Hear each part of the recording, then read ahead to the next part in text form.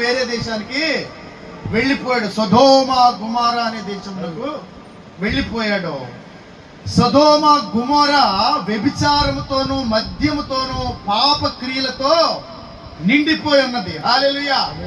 దేవుడంటే లెక్క లేకుండా తినడం, తాగడం, వ్యభిచరించడం, నారు నాటడం అంట, దాన్ని మరలా కోచుకుని ఇక ఇదే పని మీద ఉందంట వ్యభిచారంతో ఆ సొదొమ గుమొర్రా. హల్లెలూయా. ఆ దేవుని సన్నిధికి ఆ సొదొమ గుమొర్రా మొర్ర వెళ్ళి మొరపెట్టిందంట. ఏ మొర? పాపపు మొర దేవుని సన్నిధిని మొరపెట్టిందంట. ఈ దేశంలో నేను అస్సలు ఇక అంత తల్లి పిల్ల ముసలా ముతక ఎవ్వరు లేరు, అందరూ ఇదే పని మీద. ఇక తినడం, తాగడం, వ్యభిచరించడం, ఈ పని మీదే ఉన్నారు.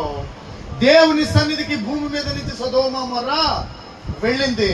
ఈ దేశంలో ఉండే మనుషులు సర్వనాశనం అయిపోయారు, మహాభయంకరంగా ఉన్నారని చెప్పి దేవుడి దగ్గరికి మొర వెళ్తే దేవుడు తన దూతలను భూమి మీదకి పంపించాడు. అబ్రహాముతో దేవుడు మాట్లాడుతూ ఉన్నాడు. హల్లెలూయా. అబ్రహాముతో దేవుడు ఏం మాట్లాడుతున్నాడంటే,